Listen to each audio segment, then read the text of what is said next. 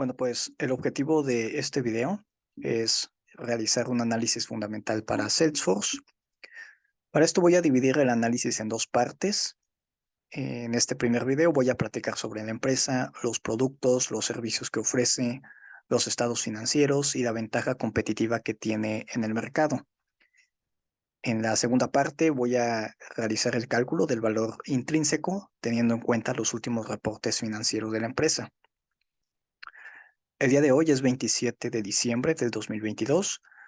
Las acciones cotizan en $129 y ya ha tenido una caída de más del 50% en lo que va del año. Vale la pena mencionar que yo ya tengo acciones de Salesforce. Hice mi primera compra en los $133. Y por supuesto, nada de esto es recomendación de inversión, simplemente es mi punto de vista y lo que yo veo como potencial de la empresa a largo plazo. Muy bien, entonces voy a comenzar. Primero, pues la empresa ofrece tecnología de gestión de relaciones con los clientes, es lo que se conoce como CRM, Customer Relationship Management, donde básicamente la empresa vende servicios en la nube a otras empresas y así mejorar el trabajo con sus clientes. Esto incluye almacenamiento de datos, monitorear clientes potenciales, el progreso, pronosticar oportunidades, obtener información a través de análisis e inteligencia de relaciones, así como servicios. Todo esto con el objetivo de mejorar el servicio al cliente de forma personalizada y soporte a escala. La empresa también ofrece servicios profesionales y cursos presenciales y en línea para certificar a empresas que adquieren estos servicios en línea, en la nube, ya sea en la arquitectura, administración, implementación y desarrollo de, de estas plataformas. Salesforce fue fundada en 1999 y tiene su sede en San Francisco, California. Tenemos el ticker, el sector tecnológico y la industria de software.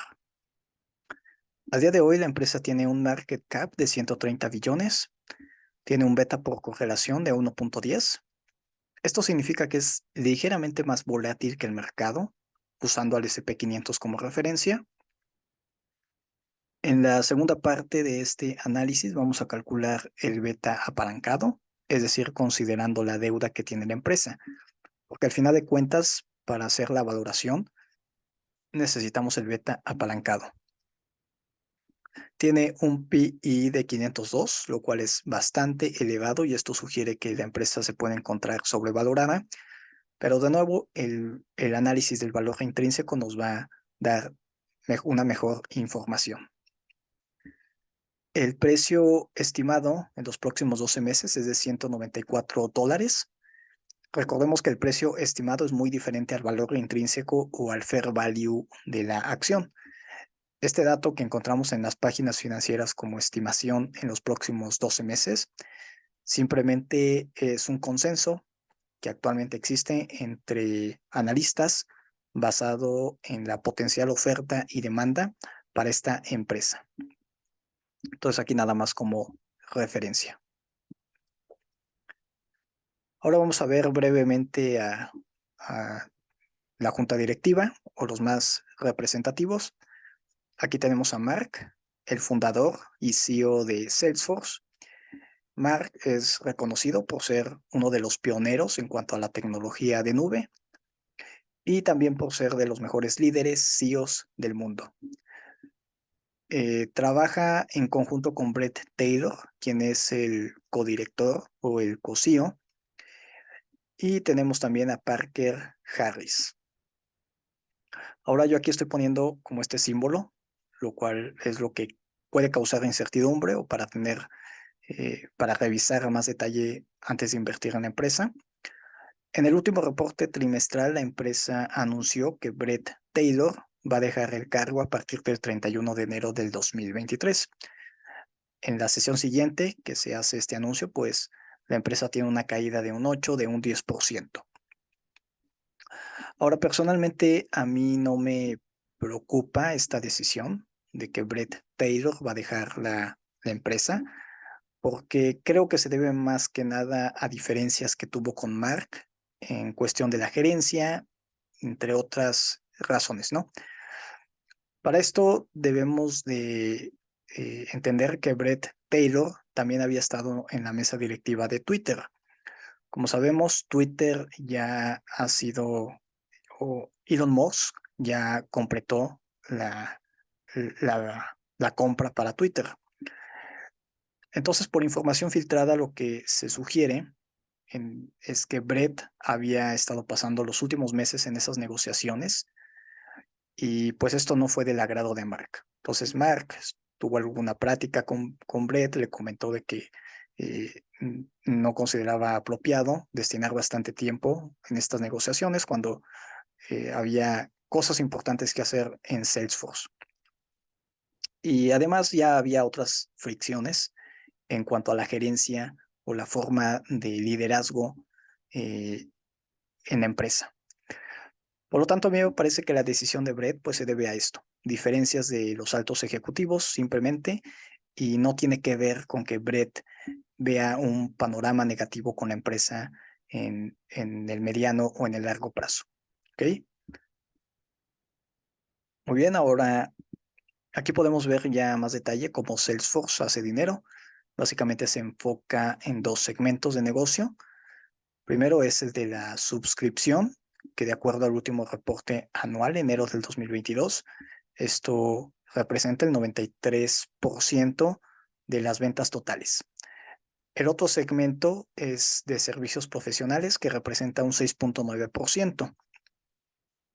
Ahora de la suscripción, aquí podemos ver todas las plataformas en la nube que tiene Salesforce. Como podemos ver, son varias plataformas, son varios servicios y en cierta forma son como varias empresas en una sola. Está Sales Cloud, esto es para gestionar los contactos con los clientes. Service Cloud, atención al cliente. Marketing y comercio, esta es la división digital. Y en la división de plataforma tenemos Slack. Slack en esencia es una forma de comunicarse con los clientes en tiempo real, con chat, pero también Slack se usa dentro de las empresas para comunicarte con tus mismos colegas, para compartir información, documentos importantes, videollamadas, en fin. Y en la división de manejo de datos e inteligencia artificial está Tableau y MuleSoft. Vale la pena mencionar que Slack fue adquirida por Salesforce a finales de 2020 por 27 billones de dólares. Esto lo convierte en una de las adquisiciones más importantes en los últimos 30 años en el sector tecnológico. Para tener una referencia, la adquisición de Red Hat por parte de IBM, me parece que en el 2015, fue de 34 billones de dólares. Y la adquisición de Meta Platforms con WhatsApp fue los 20 billones. Entonces, más o menos, ¿no? Para tener una referencia. Algo similar con Tableau, Salesforce la adquirió a mediados de 2019 por 15 billones de dólares. Ahora, ¿por qué menciono esto? Bueno, porque voy a prender aquí la cámara. Como ahorita les comenté, el hecho de que Brett Taylor anunció la salida de la empresa, pues generó incertidumbre, pero también generó incertidumbre porque a principios de este año, del 2022, también se anunció que los altos ejecutivos de Slack y de Tableau van a dejar la empresa. Me parece que ellos ya dejaron la empresa. Entonces, lo que los inversionistas vieron, dijeron, bueno, ¿sabes qué? En lo que va del año ya tienes la salida de tres altos ejecutivos de la empresa. Entonces, ¿qué está sucediendo? Como les comenté, yo con Brett Taylor no me preocupa. Y tampoco me preocupa la salida de los altos ejecutivos de Slack y de Tableau. La razón es muy sencilla, de que estas empresas, cuando fueron adquiridas por Salesforce, pues es natural que se enfrentan a un cambio de cultura organizacional, tanto en la misión, en la visión que se tiene con las empresas en el mediano y en el largo plazo. Entonces es muy probable que los altos ejecutivos tanto de Slack como de Tableau simplemente ya no se sintieron cómodos con esta nueva forma de trabajo, ¿sí? Entonces, de nuevo, la salida de estos ejecutivos no me preocupa en lo absoluto con la empresa. Aquí podemos ver la expectativa en crecimiento de mercado para Salesforce en 2022. Nos encontramos en los 130 billones de dólares. Aquí vemos todos los segmentos y de acuerdo a las proyecciones que tiene la empresa, para 2026 esperan llegar a los 300 billones de dólares. Aquí de forma visual podemos ver el revenue total en el último reporte anual, enero del 2022, fue de 26.5 billones de dólares y se queda con un gross profit de 19 billones. Esto representa el 73%. Lo que llama la atención, lo estoy poniendo como un foco de alarma, podemos ver que los gastos administrativos y generales eh, representan un 54%, ¿sí? 54% y algo similar bueno, desarrollo e investigación no es considerable comparado con estos gastos administrativos, pero sumando todos estos gastos, que son los gastos operativos, vemos que en el reporte anual fue 18.9 billones. Prácticamente se está comiendo todo de lo que tiene el gross profit, la empresa.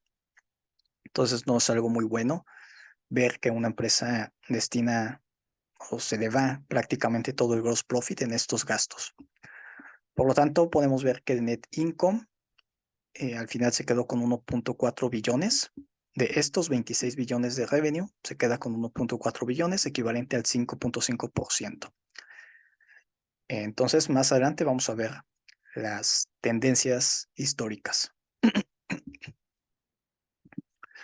Algo importante también es considerar dónde viene la mayor parte de sus ganancias. Esto para cuantificar el riesgo al momento de hacer la valoración. Para Salesforce tenemos que el 63% de las ganancias vienen de Estados Unidos, el 22% de Europa, el 9.4% de Asia y el 4.1% del resto de América.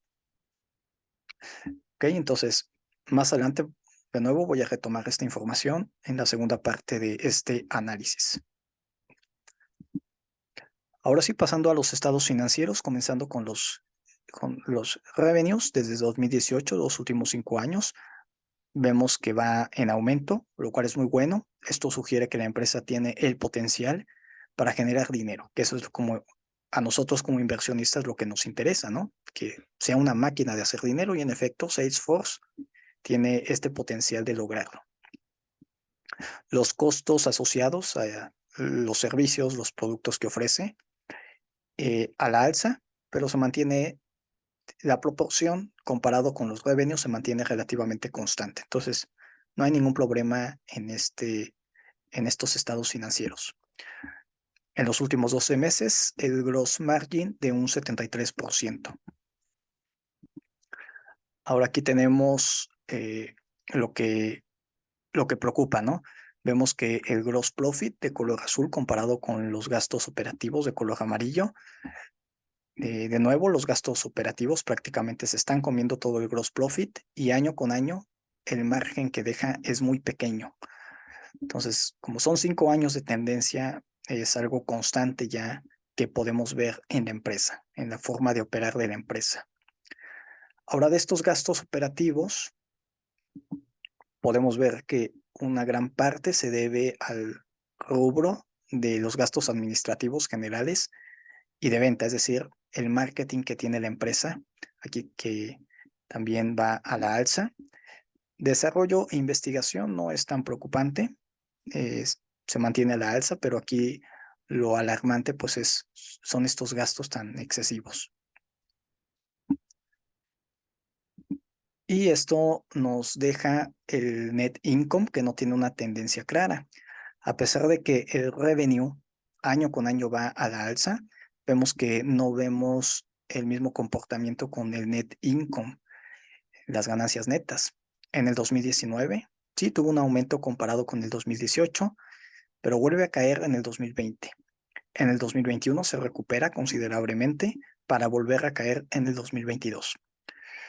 Es decir, que tenemos el revenue al alza año con año, tenemos estos gastos operativos, de ahí la razón que terminamos con estas ganancias netas. Y cuando tenemos este tipo de ganancias netas, lo recomendable es ver el cash from operations. Aquí lo tenemos. ¿Qué es lo que sucede? De que en el cash from operations estamos regresando la apreciación, la amortización y esas líneas extras que inicialmente se consideran como gastos, ¿no? Lo que sucede es que la empresa, pues en realidad sí tiene ese capital y al net income se lo estamos regresando. Entonces aquí ya queda más claro eh, el- ese net income o más bien la rentabilidad de la empresa propiamente de su negocio. Y vean que aquí ya cambia el panorama porque desde 2018 va a la alza de forma constante, muy similar que el revenue. Entonces, cuando el net income tenemos como este tipo de gráficos, ¿sí? Como que no hay una tendencia clara, siempre al ver el cash from operations nos puede ayudar a tener una mejor perspectiva, ¿ok? Muy bien, entonces hasta aquí los estados financieros en realidad me parecen sólidos, la empresa es rentable, tiene esta capacidad de generar dinero año con año. Eh, Otro gráfico que queremos ver pues es el free cash flow, porque a partir de este dato es lo que vamos a usar para las proyecciones futuras en el valor intrínseco. De nuevo, excelente gráfico desde 2018. Va en aumento de forma constante hasta el 2022, ¿sí? Ahora, otro punto de alarma que también vi con la empresa es lo que se conoce como stock-based compensation, donde Salesforce, al igual que muchas tecnológicas, se caracterizan por dar este tipo de compensaciones a sus trabajadores. Y vean que el stock-based compensation lo estoy comparando con el free cash flow. Pero bueno, antes, ¿a qué se refiere esto del stock-based compensation? Bueno, como su nombre lo indica, es, es una forma en que la empresa trata de retener a sus trabajadores y por medio de acciones, ¿no? Entonces los compensan con acciones, así de sencillo, de forma práctica. En un mercado alcista esto es muy bueno, porque las acciones, si van en aumento, los empleados después pueden ejercer ese derecho, vender esas acciones, esos títulos, y así tienen una ganancia adicional. Sin embargo, desde el punto de vista de los inversionistas, no es algo tan bueno, porque en el momento que los empleados ejercen este derecho, digamos, de vender esas acciones, la empresa necesariamente tiene que liberar acciones adicionales en el mercado. En esencia, lo que produce el stock-based compensation es diluir las acciones de la empresa. ¿Y eso cómo nos afecta? Bueno, recordemos que en el cálculo del valor intrínseco, al final vamos a dividir entre el número total de acciones en el mercado. Si el número de acciones aumenta por, por, esta, por la dilución de las acciones, el valor intrínseco disminuye. Podemos pensar que es lo contrario al programa de buybacks, donde en el programa de buyback sucede lo contrario. En los buybacks, la empresa compra sus mismas acciones, reduce las acciones en circulación en el mercado y con ello aumenta el valor intrínseco. ¿Ok? Entonces aquí podemos ver, o lo que queremos ver es comparar el free cash flow con el stock-based compensation, porque, y esto lo vamos a ver en la segunda parte de este análisis, en los estados financieros el stock-based compensation se trata como si fuera un gasto que hace la empresa. Y en el cash flow, en los estados financieros, al free cash flow, algunas veces vamos a querer restar el stock-based compensation, simplemente porque esto lo vamos a tratar como un gasto que hace la empresa. ¿Qué es lo que queremos ver con esta comparación? De que incluso si tú haces la resta del free cash flow con el stock-based compensation, aún así vas a tener un free cash flow positivo. Por ejemplo, aquí en el 2018, si al free cash flow le quitas lo que se reportó como stock-based compensation, observa que tienes un free cash flow positivo. Y lo mismo para todos los años. Esto, pues, es bueno. Sin embargo, debemos de cuantificar, ¿sí? El efecto que va a tener el stock-based compensation en nuestra valoración. Y como les dije, una forma, pues, es simplemente hacer la resta y nos quedamos con el free cash flow menos el stock-based compensation, y eso es lo que usamos para valorar la empresa. Esa es una forma, pero hay otra forma. La otra forma, pues lógicamente es contabilizar lo que viene siendo cuántas acciones se diluyeron como parte de este programa. Pero eso más adelante, en la segunda parte de este video va a quedar más claro cómo contabilizar este efecto que tiene. Por ahora vamos a continuar con lo que viene siendo eh, los activos en el corto plazo comparado con sus obligaciones. Desde el 2018 se mantiene en una posición positiva, es decir, tenemos un current ratio mayor a 1 de 1.05, es aceptable para la empresa. Ahora vamos a platicar sobre el modo o las ventajas competitivas que tiene Salesforce. La principal ventaja competitiva de Salesforce son los costos de cambio, lo que se conoce como switching costs, haciendo posible retener a sus clientes, ¿sí? ¿Qué significa esto? Bueno, de que es muy probable de que los clientes que ya tienen la suscripción con Salesforce, con estas plataformas, lo continúen haciendo.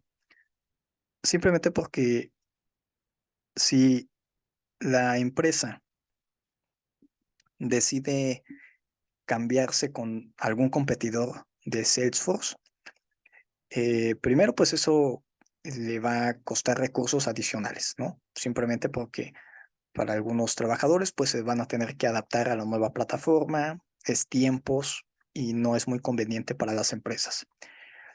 La segunda razón tiene que ver de que las empresas también lo perciben esto como algo riesgoso, simplemente porque van a tener que actualizar la base de datos de la plataforma de Salesforce a la base de datos o cargar estos datos de sus clientes a otra plataforma. Y en el proceso incluso se podrían perder, por ejemplo, contactos de clientes, en fin, entonces no es conveniente.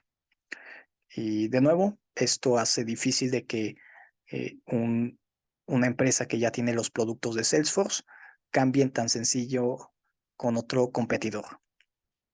Pero también la empresa se beneficia de un efecto de red, lo que se conoce como network, donde entre mayor sea el número de usuarios que adquieren estos servicios de Salesforce, más información en tiempo real para empresas y clientes, y todos se benefician por la mayor cantidad de usuarios. De hecho, esto es algo que tiene Salesforce, donde tiene acuerdos con otras empresas, y estas empresas pueden compartir los datos de sus clientes con otras empresas. Pueden ser incluso de diferentes negocios. Sobre todo es donde generalmente las empresas van a aceptar. ¿Sabes qué? Si yo puedo compartir los contactos de mis clientes, pero con otras empresas diferentes a mis competidores, ¿no?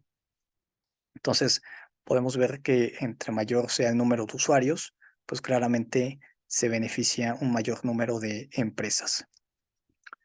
Ahora aquí podemos ver estos gráficos donde primero en el 2015 para Salesforce dominaba el mercado con un 20%, un 19.7%, su competidor más cercano SAP 10.2%, Oracle 7.8%, y Microsoft, Adobe también tienen algunas plataformas, y el resto comprende un 54%. Lo interesante es que si vemos ya en los últimos años, desde el 2018, vemos como Salesforce ha continuado consolidándose en el mercado como el líder en esta industria. Lo interesante también es de que Oracle ahora tiene un 5.8% para 2022 y mientras que en el 2015 tenía un 7.8%. Entonces, claramente Salesforce se ha estado expandiendo y ha estado dominando este mercado y se espera que lo siga haciendo en los próximos años. ¿Ok? Y bueno, para terminar, aquí tenemos una comparación breve. Recuerden que ustedes pueden agregar otros métricos, otras empresas con la misma industria. Yo aquí lo estoy haciendo de forma práctica. Algunos métricos de Salesforce con estos dos competidores, Oracle y SAP. Comenzando con el gross margin, Salesforce tiene un 73%, Oracle un 76% y SAP un 71%. Entonces, más o menos están dentro del mismo rango. En cuestión del net margin, las ganancias ya netas para Salesforce, 5.5%, Oracle 19% y SAP 10%. Entonces, en este sentido, sus competidores sí tienen ventaja, lo cual nos dice que, en efecto, estos gastos operativos que tiene la empresa, Salesforce, no le están ayudando para el margen neto. Ahora si vemos el current ratio, Salesforce mayor a 1, muy bien. Oracle aquí sí queda por debajo de 1 y SAP apenas la está librando. El crecimiento en el revenue los próximos 5 años, Salesforce 15.4%, Oracle 10.3% y SAP 21%. Entonces, no está mal en realidad aquí para Salesforce comparado con Oracle. El PE, vemos que Salesforce definitivamente está muy elevado, 467 comparado con Oracle y con SAP. Entonces, de nuevo, esto sugiere que la empresa se encuentra sobrevalorada, pero el cálculo del valor intrínseco nos va a dar una mejor información. Y finalmente tenemos el ROE y el ROIC. Para Salesforce 0.50% y 0.37% respectivamente. Oracle creo que se reportaba negativo, entonces lo estoy omitiendo, pero en el ROIC muy bueno, 10.98%. Y para SAP 8.1% y 4.3%.